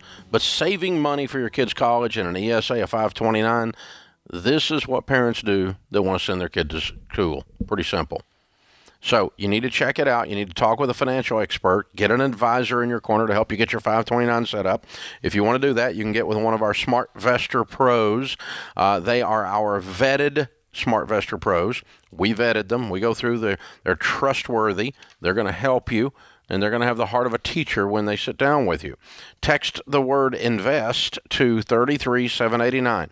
INVEST to 33789. David is in Albuquerque. Hi, David. Welcome to the Ramsey Show. Hey, Dave. Thanks so much for taking my call. Sure. What's up? So my fiance and I, we've both been blessed to have parents that espouse the same principles that you teach every day.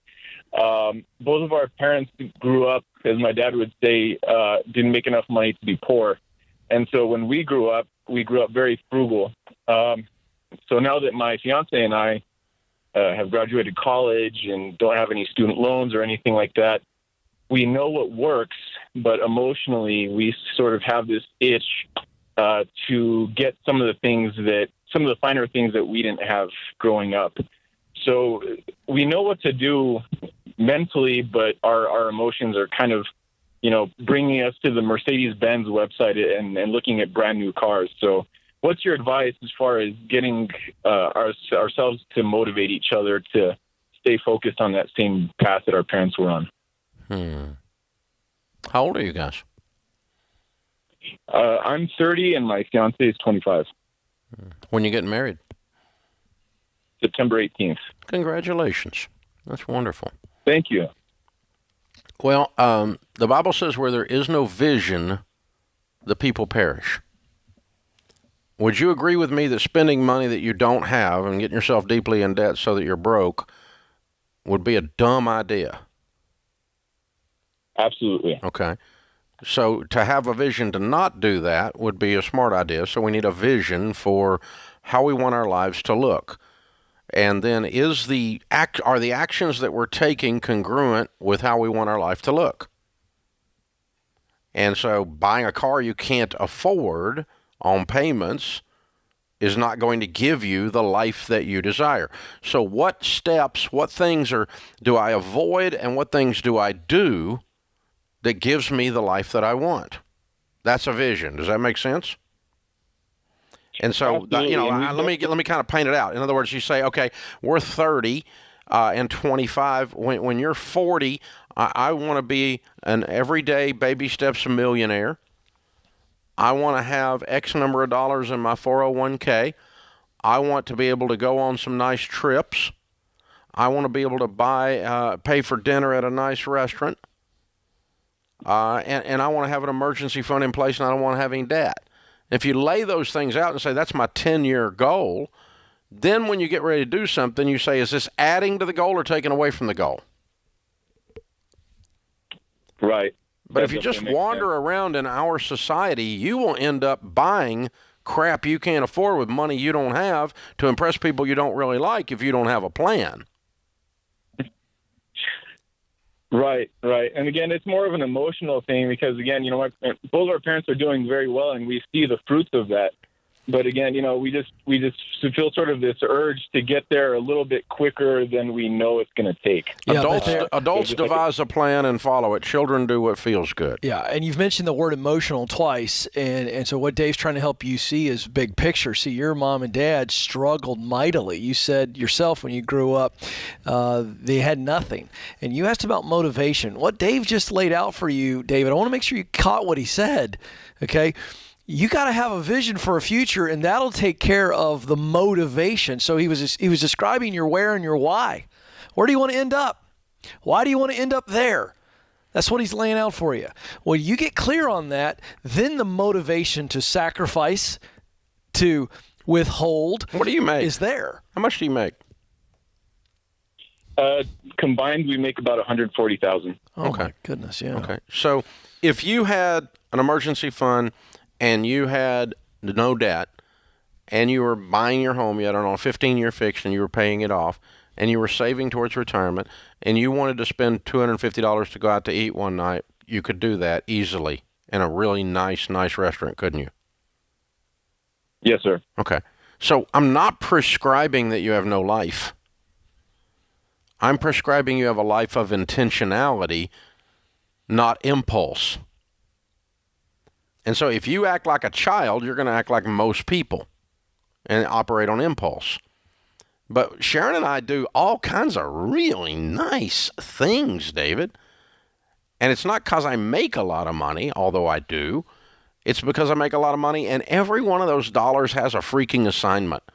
Sometimes the assignment is generosity. Sometimes the assignment is Dave wants to have some fun, or Sharon wants to have some fun. Sometimes the assignment is future investing. But it's all just on a plan, and you can have a wonderful life. Meanwhile, building a wonderful life. Yeah, but again, Dave, the key word you just said there was plan. You got a plan that informs the name on every dollar. And people want to know, I can't get motivated. Well, let me tell you something. You're not motivated because you don't have a very clear goal, a clear direction.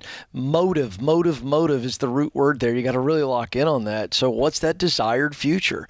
When you both get really clear on that, then we can go, okay, I know I really want a new Mercedes, but that's not going to get me where I want to go. And so you're motivated to sacrifice. You're motivated to be disciplined. When I get there, I'll buy a new Mercedes. Yes, but that's right. There is the key point. Yeah. I mean, but right now I don't need to even be on the website because it just disturbs my brain. Well, that's another good point, Dave. If I stare at, websites if you're a drunk, of $5 you don't million need to go homes, to bars. Right. But I don't need to be looking at $5 million homes all day long. Because if I do, I'll start to develop an appetite for that. But I can't do it. Yeah, not today. So that next book you might. There you go. But that's a really good point. So, hey, Rachel's new book, Know Yourself, Know Your Money, talks about your family that you grew up in and how it affects these decisions, and you kind of mentioned that a little bit. I'm going to send you a copy of that, and we have a fabulous Know Yourself money assessment for couples. And you guys, I'm going to give you one of those as well. I'm going to sign you up for that. And you guys take that as part of your pre-marriage counseling. It'll print out this fabulous thing showing everything your fiance thinks about money, the way they're going at this and the way you're going at it. And I think it'll add a lot of value to this discussion for you. Because I think what's happening is that about the time one of you is being wise and mature, the other one's not. And then you swap places. Mm-hmm. And you got to both get on the plan and just go, look, wisdom and maturity does not mean no fun. Yeah. It means higher quality fun. It's a really good point. I'm wondering, Dave, if this sweet young couple, they watched their parents struggle and sacrifice, and now they're good. But he said something in the conversation. He said, we want to get there faster. I wonder if there's a little bit of fear that, I don't want to live it out as long as my mom and dad. We want to get there. We want to do better than mom and dad. I wonder if that's driving some of this. Yeah. Do you see that with young couples? I'll help you with this. You blink, you're there. Isn't that the truth? You blink, you're there. It's not. You're going to have plenty, and all along, at different stages with different incomes and different net worths, and different levels of investing and different levels of generosity, Sharon and I have had the ability to enjoy money all along. Yeah. But you don't. If you're making $50,000, he's making $140,000. You don't go buy a $12 million house. And so there's no sense on being on the website.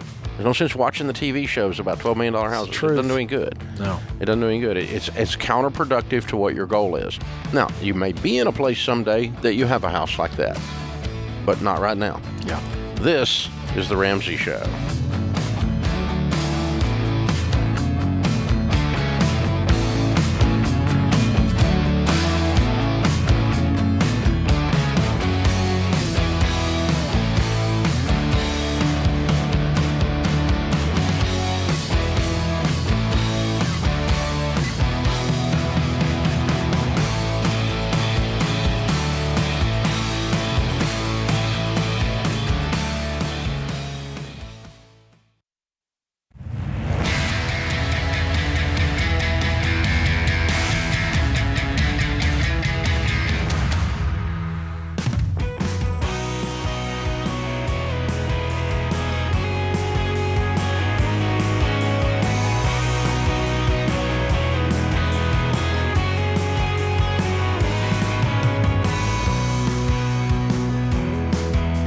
In the lobby of Ramsey Solutions on the debt-free stage, Brad and Jamie are with us. Hey, guys, how are you?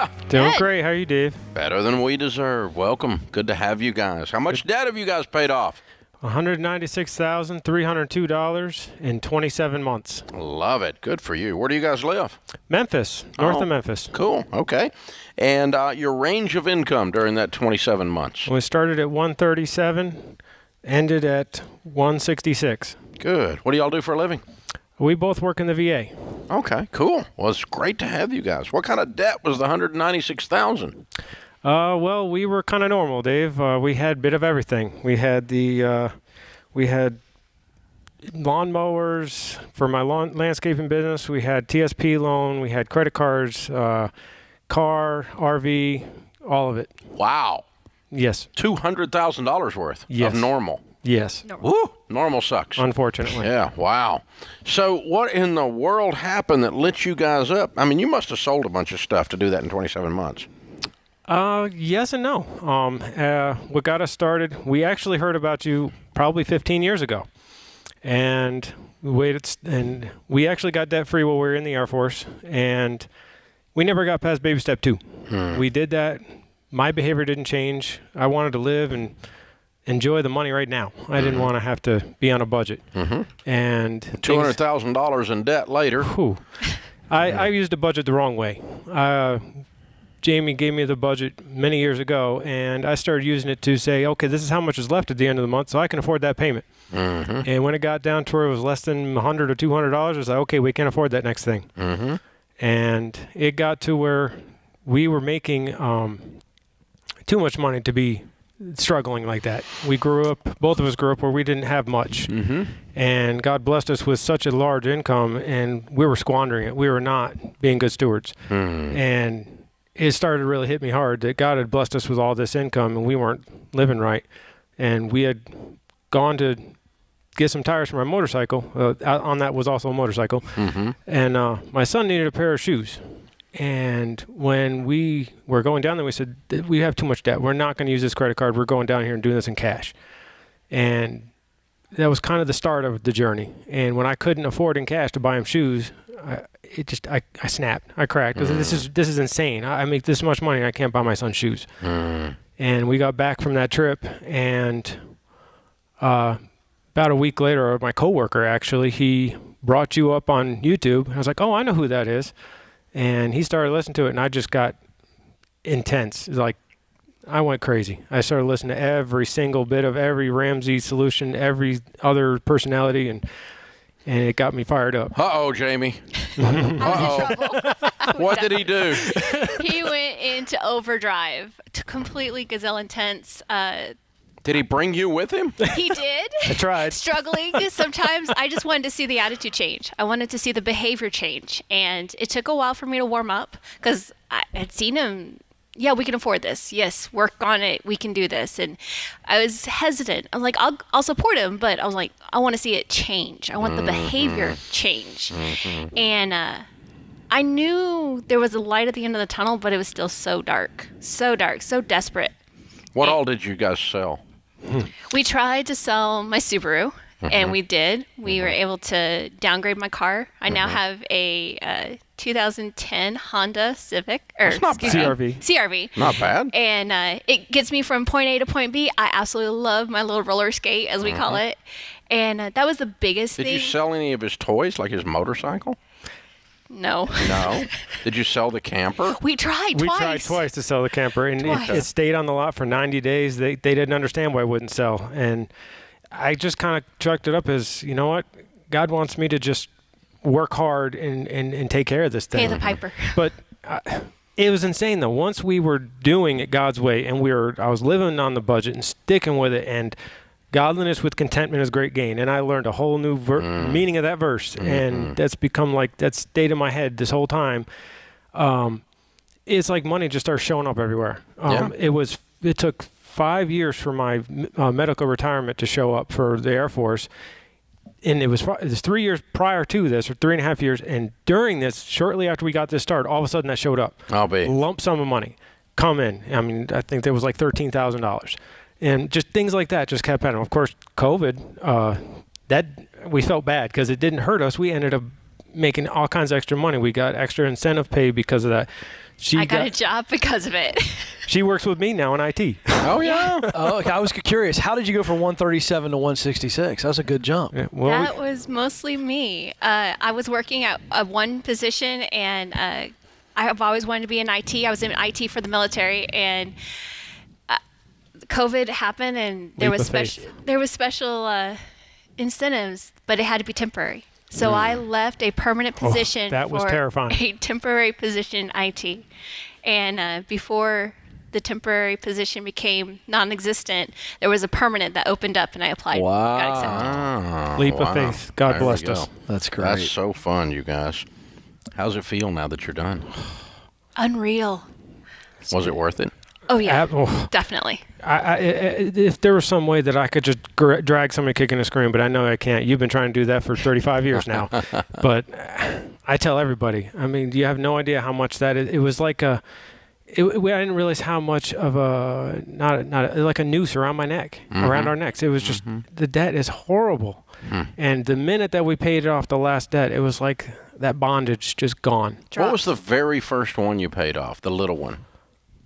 Actually, it was one of my mowers. It was a walk-behind 36-inch full hydrostatic nice mower that I got from my landscaping company. Paid that one and the next one off almost within the first 2 months when our taxes came in. Okay. Yeah. All right. So boom, boom. And then you kind of got you going. Yes. Yes. Yeah. It See got a little hard. progress. It helps. It got hard, though. Yeah, it got real well, hard. 196,000, I guess so. Well, we kind of topped off a lot higher than that because of overtime. I, at one point, did 100 hours of overtime within a 2-week period. Whoa. And that about killed me. I bet. I said, God, let me see if I can do it. And there was people praying for me. And it was only by God's grace that I had the strength, because I was at work 4 o'clock in the morning, left work at 8:30 at night, home by 9:30, back up again at 3 o'clock in the morning to get back to work again. What was the direct, I want people to hear this, because they just heard you describe how hard it was. What was the direct benefit coming out of that 2-week period? More than quadrupled my paycheck. Yeah. I mean, I was blessed with the fact that we just had blanket overtime because of COVID, because of I was doing a big project upgrading our comm closets. So let me tell you, there was a lot of comm closets in that hospital that have tears on the floor, because that's the reason why I wanted to come here and do this, because I'm not very an open person. I don't like to be out in public a lot, but somebody else needed to hear this. Yeah. They because there were so many debt-free screams that sent me into tears. I heard their numbers close to mine. I said, I can do this. And it was halfway through, and it was just painful, so tiring. That's so good. Proud of you guys. That's good stuff right there. So proud of you. So well done. Excellent job. You brought the kiddos. What are their names and ages? This is Michaela. This is Elisha. All right. It's good to have all of you. We've got a copy of the Legacy Journey for you. That is definitely the next step in your process. You've changed your life. Now you change your legacy. Well done. Very well done. And a copy of the Total Money Makeover for you to give away and get somebody else going on this. Sounds good. So good stuff. All right, Brad and Jamie, Michaela and Elisha. $196,000 paid off in 27 months, 2.5 years, making 137 to 166. Did it, man. Game on. Overtime, whatever it took. Knocked it out. Count it down. Let's hear a debt-free scream. 3, 2, 1. We're debt-free! Woo-hoo! That's how it's done, man. I love it. Very well done. Very well done. This is The Ramsey Show.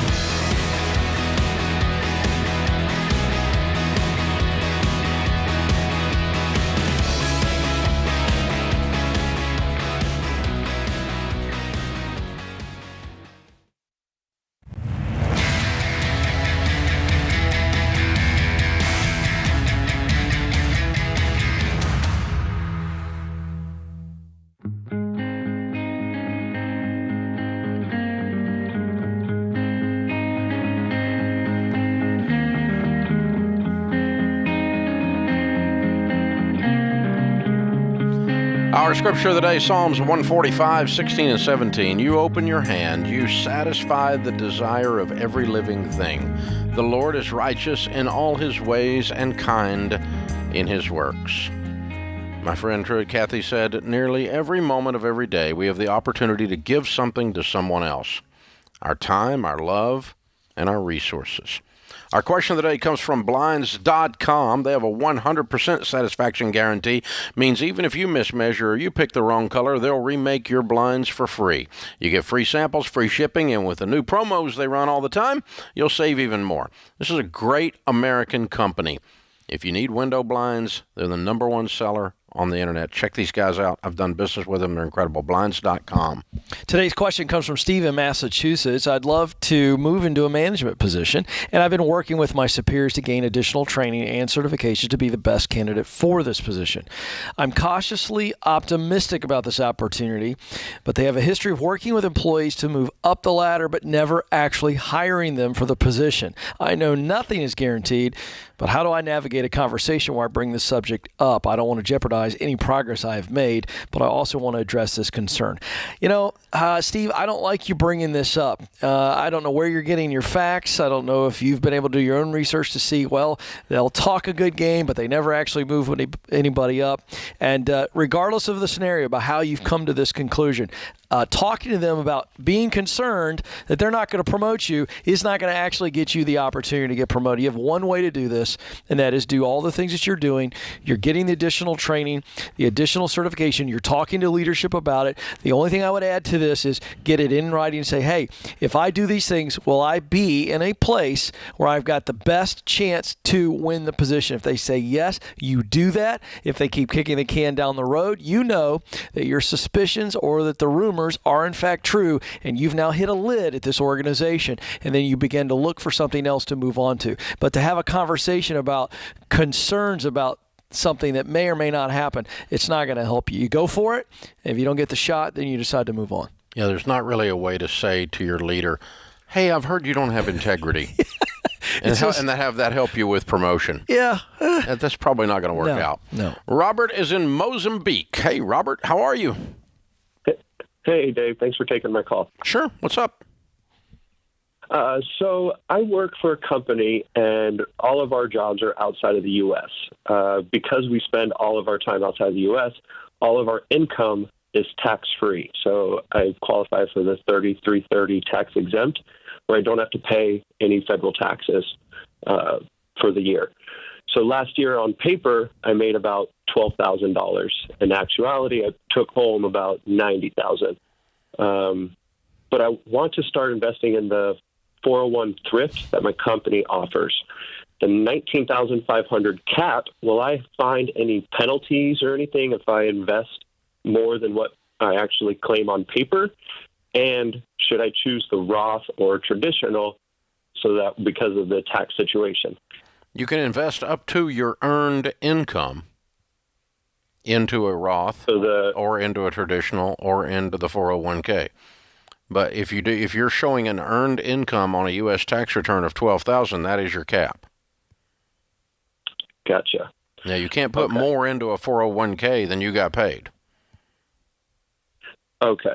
But the tax paper shows that I made the $90,000, but because of the exemption for working out of the U.S., the actual adjusted. Well, it may be that they count that earned income. income. You need to check with a tax advisor in the U.S. then to find out. You could check with one of our endorsed local providers that does taxes. But if they're counting that as earned income, even though it's not taxable income, it could be earned income and not taxable income. But for instance, you cannot. Give you an example. If you live on disability income, the IRS for purposes of putting money into a retirement account, that does not count as earned income. If you have investment income that you live on, that is not earned income for purposes of doing an IRA. And so if you've got $1 million in mutual funds and you pull $100,000 off the investment every year, but you don't have any income that you earn from a job or anything else, then you cannot do a retirement plan on investment income. It has to be on earned income. So it may be the 3330 income is considered earned income, and then you can max out. And if that's the case, I certainly would be. Sorry, I don't know the answer to that. I'm not a tax guy. But check with one of our endorsed local providers at RamseySolutions.com, and they'll help you walk through that. Sarah is in New York City. Hi, Sarah. Welcome to the Ramsey Show. Hi, thank you so much for taking my call. I'm super excited to be on the show today. Sure. I am a recent graduate of a master's program. I'm graduating with about $58,000 in student loan debt. Despite the debt, luckily I was able to increase my income through like a new job, like substantially. However, with this increased income, I just feel like there's a lot of just upcoming things I'm thinking about. For example, I'm getting married. I want to buy a car. I need to buy a house, pay back my student loan debt. And I'm just having a hard time really trying to figure out how to balance like the new income I'll be making with these. Cool. What will you be making? Financial. So my base will be about 165, and I'll be getting stock and things like that. So my total will be to 240. Good for you. Way to go. Excellent. When are you getting married? Right now it's set for June 4th, so next summer. A year. Okay. What does he make? He's in real estate, so it fluctuates. Last year he made 160, and now it fluctuates though. Cool.